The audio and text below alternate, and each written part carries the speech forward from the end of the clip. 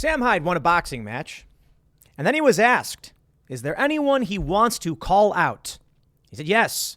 He said he wanted to call out Hasan Piker, famed leftist Twitch streamer, and then directly threatened his life, saying he was going to go to his house.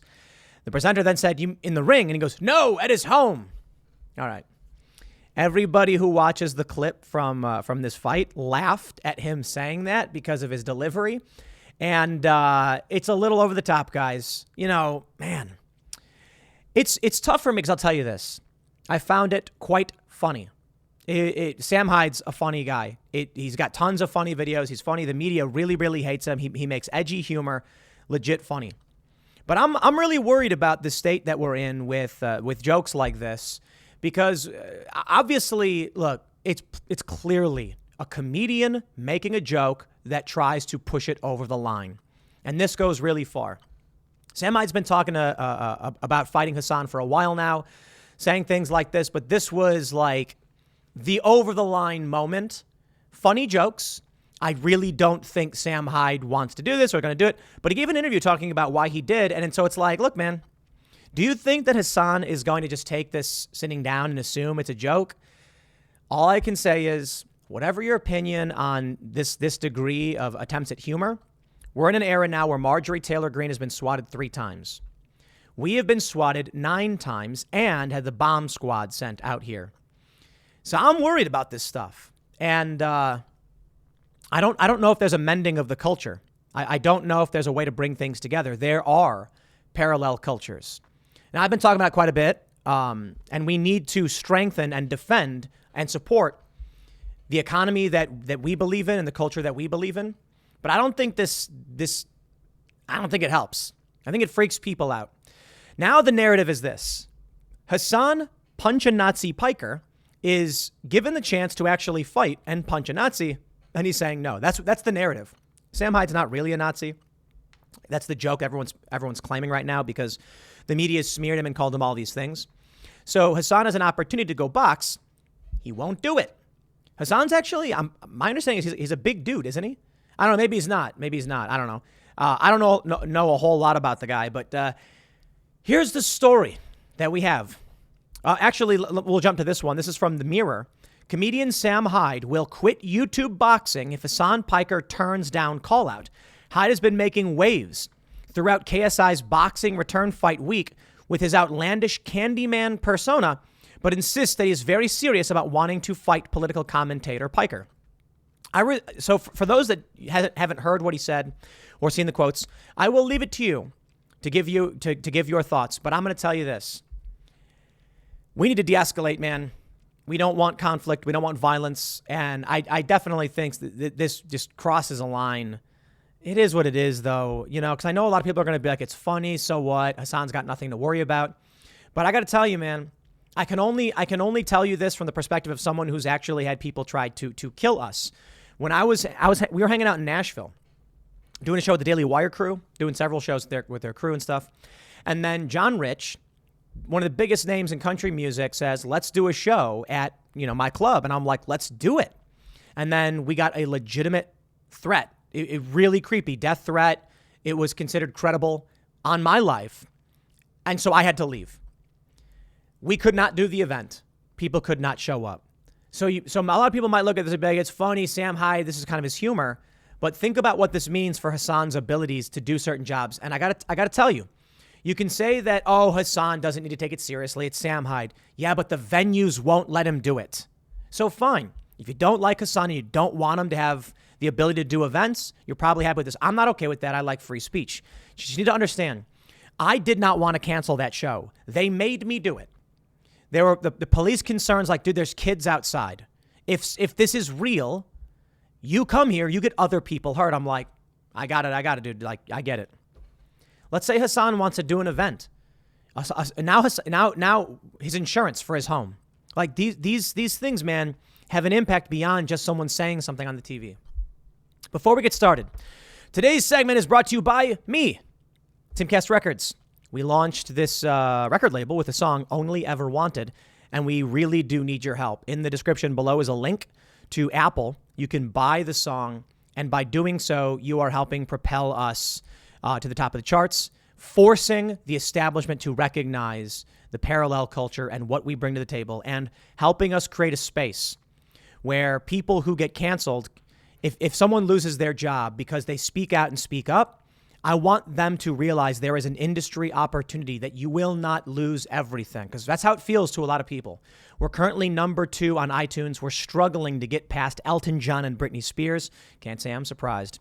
But please consider clicking the link in the description below, buying the song, and sharing it with your friends, and doing whatever you can to help support our work. And crazy. I mean, we were number 23 trending on YouTube, and the media's blacklisted us. They won't write the story. I mean, we got the former drummer from The Offspring. We've got a number 23 trending YouTube hit song, number 2 on iTunes. They're not writing about it. Hopefully, if we can sell enough, we will hit Billboard Hot 100. And if we do, I'd like to see them justify why they blacklist our push into the cultural space. From the Mirror, Sam Hyde has stolen the show during this week's KSI versus Swarm's buildup, but it'll be done with boxing if political streamer Hasan Piker won't fight him. Now, there's another element of the story. Hasan on his show is perma-banning long-standing subs from Twitch if they reference that he's been called out, and he won't do it. I'm just going to say this outright. People want to box me too. It's like, dude, I'm not a boxer. You know, like, I think I'd be able to hold my own to a certain degree in some conflicts. Like, I've been in conflict and crisis, and I've had people try to attack me and stuff.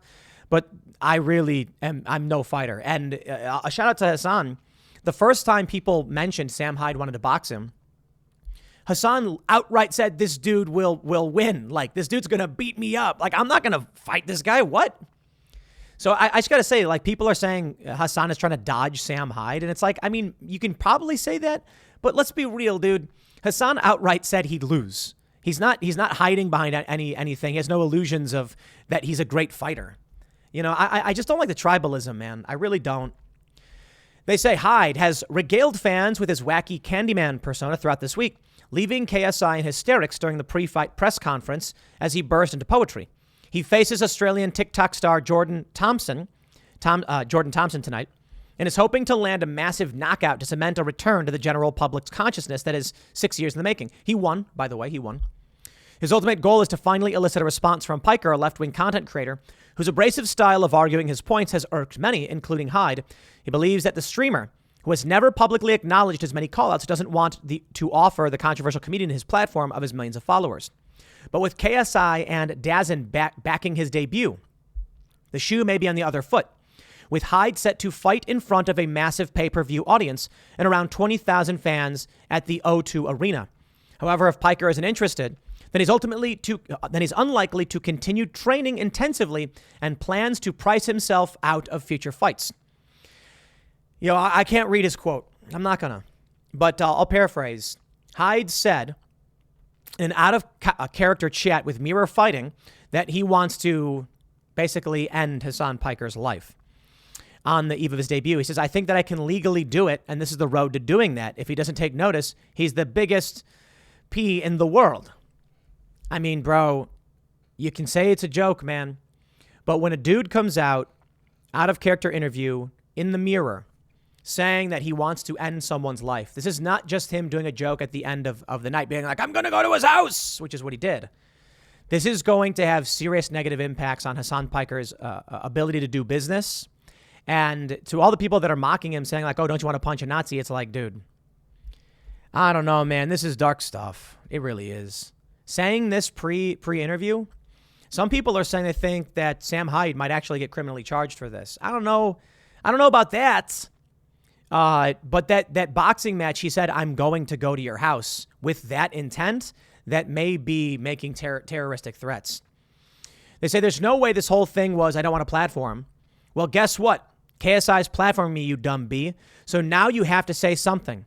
But he's not going to say anything because he'll see what I do in there, and he'll know that it's not for him. Sam Hyde's 6'5", I think. He's a big dude. I think he's going to fight, though.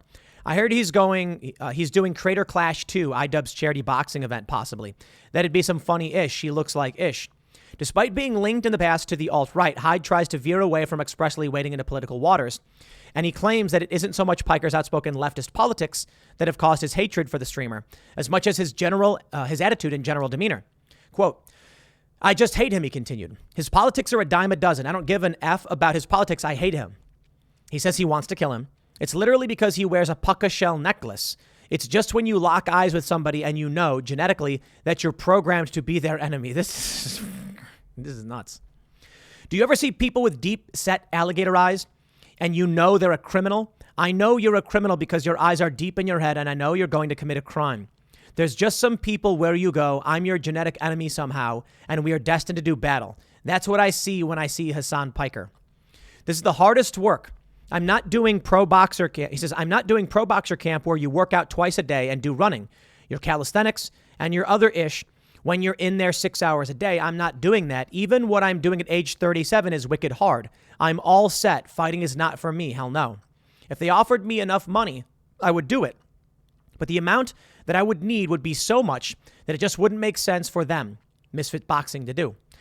Hyde has always had a cult following online for his often edgy humor, which is wildly offensive to certain viewers. His comedy troupe $1 Million Extreme had their mainstream break in 2016 when they were commissioned to make a show called World Peace in 2016, but the endeavor was short-lived. Ratings were reportedly solid, and executives were happy with the direction of the show. But despite the sketches occasionally dancing on the line between what is and isn't acceptable, But a slew of bad press for Hyde stemming from his association with far-right politics ultimately made them untenable, and he has been essentially blacklisted from the industry since. He and his fellow MDE castmate Nick Rochefort stuck to their guns and continued to make content together online. But Charles Carroll, their third member and close friend before comedy fame, decided not to continue working with them, leaving their personal relationship to fall to the wayside. We were really close, he said, before admitting that the show's cancellation likely had an effect on their friendship. But people move in and out of your life, and that's just life. Now Hyde has a new set of mainstream eyeballs on him thanks to KSI, a YouTube star who is known for gracing covers of magazines and landing in the music charts, as well as attracting millions of viewers a day online. But boxing broadcaster DAZN,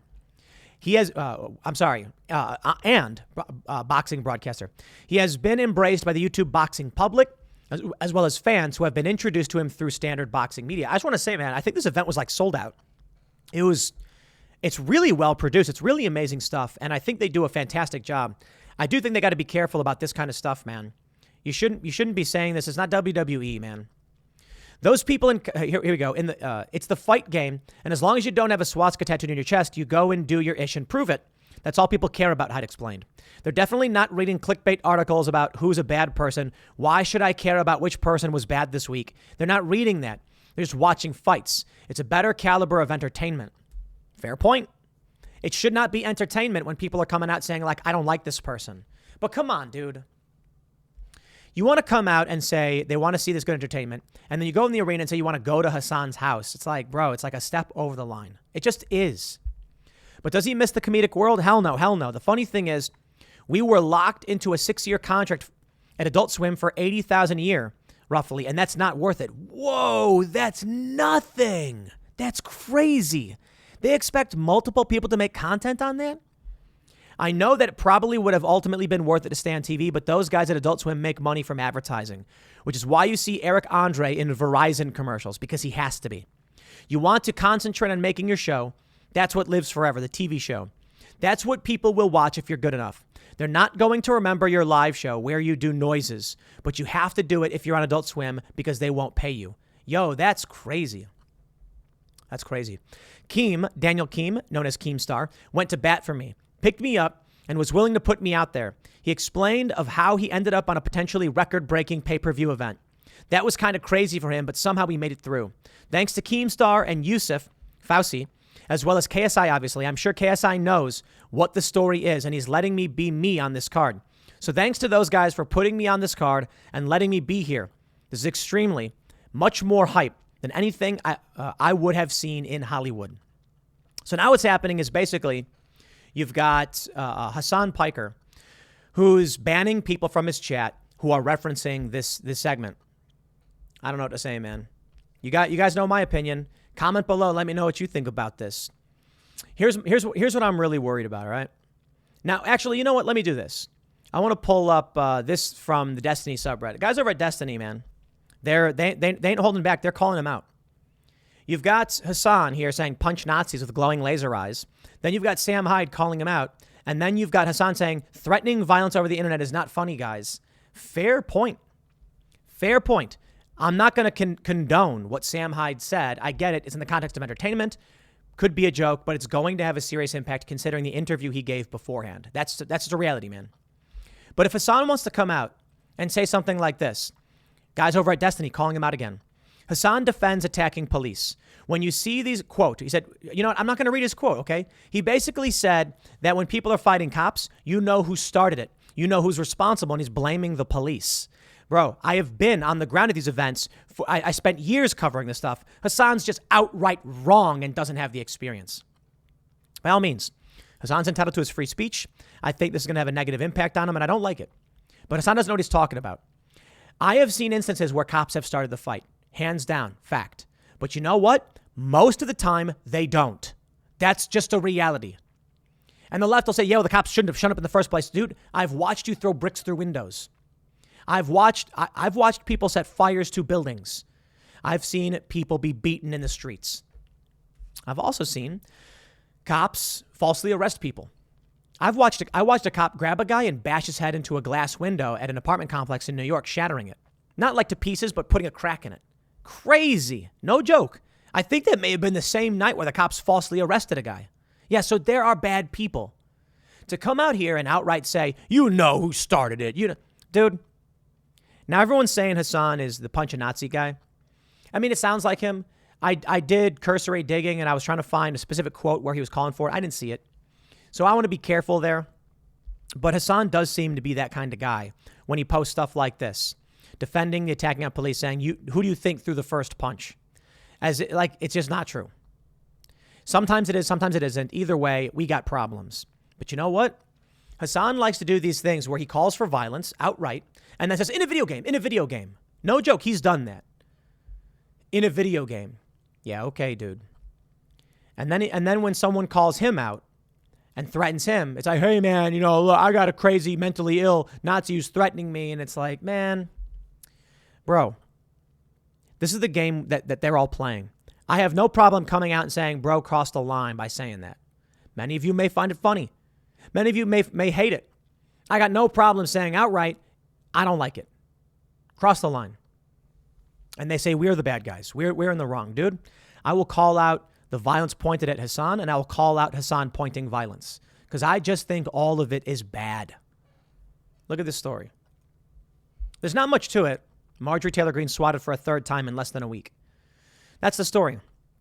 They keep calling in these threats. Fortunately, Marjorie Taylor Greene being high profile, the police show up prepared, but obviously not freaking out and smashing things and destroying things like they do to regular people.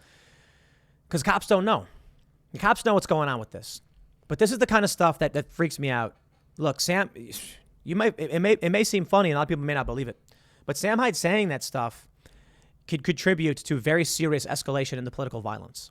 Just hands down. People who are fans of Hasan are not going to come out and be like, oh, it was a joke. They're gonna come out and be like, this proves everything Hasan said is correct.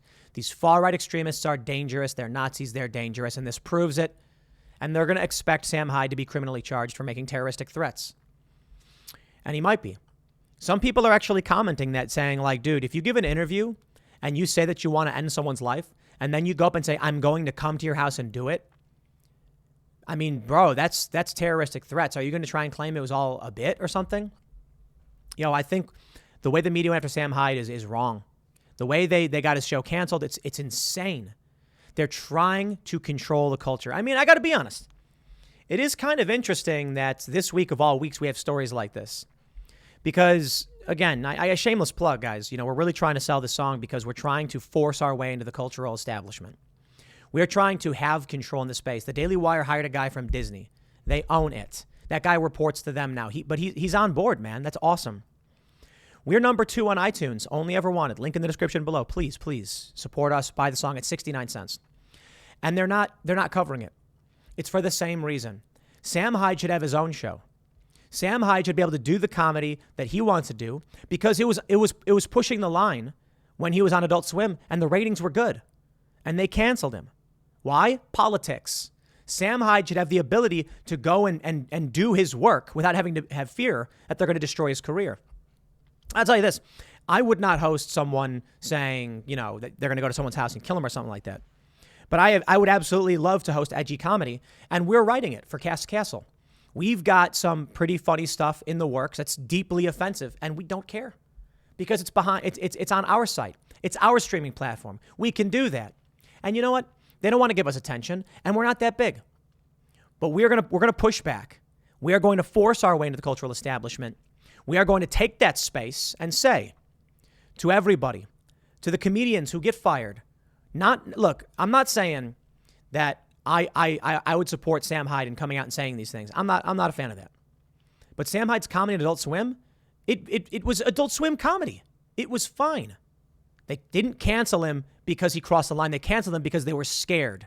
They were scared of the cult. We got to stop that. Pete Parada got fired because he listened to his doctor. We have to stop that. It's insane. I can only do so much.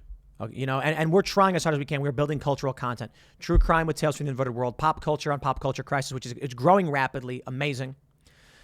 Pop culture talk, pop culture podcast. We are trying our hardest to make the best stuff we can. We have a big audience. If every single person who listened to this one episode spent 69 cents by going to iTunes and buying Only Ever Wanted, we would be Billboard Hot 100 #1. I don't care about being #1. I don't care about being a rock star and going on stage and doing shows and throwing beers and smashing guitars. I would love it if there was someone else working on this stuff, and we've got other songs that we're going to be releasing that don't include me. But the reality is, I know we release our first song. It's a small company. It is me. And we know that will hit because of the press attention. We want to make songs with other people, and we want to put money behind that, and we want to show people like Pete Parada, we want to show people like Sam Hyde that we are going to build a space where they're able to do their work. Man, it's really crazy. If y'all went out, every single one of you right now who listen to this, and bought Tom MacDonald's latest song, he would be Billboard Hot 100 #1. Why can't we do that? 69 cents. If every single person who listens to this goes to Tom MacDonald's page on iTunes and buys the first song, every person, he would be Billboard Hot 100 #1. There are songs in the Hot 100 that are older songs that are like almost a year old now. In fact, I think that song Sunroof, I don't know if you've heard it. It's by this young dude, Nicky Yor. It's a fun bop. That's probably taken off on TikTok. And it came out in December of last year. Man, we're #2 on iTunes. But if every single person spent 69 cents on that song on iTunes, we would be Billboard Hot 100 #1. Done. No questions. #1. What would they say then? But don't do it for me. Seriously. John Rich released Progress, where he says you can take this wokeness and stick it where the sun don't shine. He reached Billboard Hot 100 #65, #1 on iTunes for 12 days. I think he released it for $1. I'm not sure. But I'm just thinking I don't need you to buy the song because we need the money. If the song makes money, we grow. We make more music. We bring on more artists. We expand this offering. And we're going to make music outside of this bop stuff. But seriously, I'm not trying to just make this about me again. I'm trying to make it about everything. And that's why I'll say Tom MacDonald outright. He's got tons of songs about wokeness. If y'all went to his page right now, every single one of you, there's going to be on average 200,000 people who will watch this segment. Assuming a good amount of these people hate me, I guess. I only ever really get like 2% thumbs down. But if y'all just spent $1 on one of his songs, put on his album, whatever album he has out, that's like $10 though. So I'm just saying, pick his top song, whatever is displayed there, you buy it. Seriously, guys, it would only take like 40,000 people to buy one of his songs to put him at the Hot 100 #1, Woke World or something like that. Make him the biggest rapper. We got so much music. Why isn't Tom MacDonald number one across the board? All you got to do is buy his song. It's just not, it's crazy, man. I want to stress, it's not as hard as people think. It's not as out of reach as y'all think. And the reason why I'm shouting out Tom is because dude is legit one of the best. I'm a big fan. His songs are brilliant, and he regularly smashes records. But why isn't he number one? He gets 27 million hits on one song. If 1%, so if 1% of his audience bought that song, he'd be in the top 100. If 2% of his audience bought that song, he'd probably be number one. If 10% of his audience bought that song, he would be so far ahead of number one. Y'all don't realize, like, Hot 100 number one is not that many sales in a week. It's not. I think they say it's something like 40,000 or whatever. I don't know, though. I don't know. Far be it from me. I'll tell you this. The iTunes charts, not that hard to hit. I mean, it's not fair if you have a following. So I'll just stress this again. When I see Sam Hyde getting his show canceled simply because they don't like his politics, we've got a cultural crisis. He's a funny guy. In fact, he's hilarious.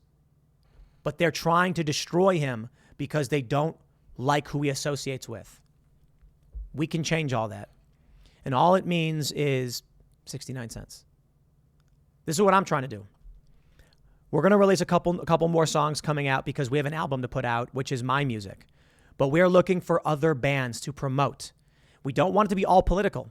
We just want to be able to hire people who can get away from the cult and build the space and shift the economy. I appreciate it, man. But I do apologize as well for pushing it so hard in every single segment. I know a lot of you may be tired of it, but I'm sorry, man. When I'm reading about Sam Hyde getting his show canceled for political reasons, I'm like, this is what inspires me to make these changes, to do these things. So that's why I'm going to tell you right now, make it Tom MacDonald. He deserves it more than I do. He's a rock star. Make him number one. Make him number one every week. Every week, just buy one song of his. And if everyone did, he would be number one Billboard Hot 100 every single week. Come on. Isn't that something y'all want to see? I do. It doesn't need to be me. I don't want it to be me. Tom MacDonald's better. Make him number one. Make him number one every week of every year. Dude, that would be legit. That'd just be the funniest thing ever. Make them recognize it. Make the major labels say, you know what? This is what makes money. Make them recognize it. I'll leave it there. Next segment's coming up at 4 p.m. over at youtube.com/Timcast. Thanks for hanging out, and I'll see you all then.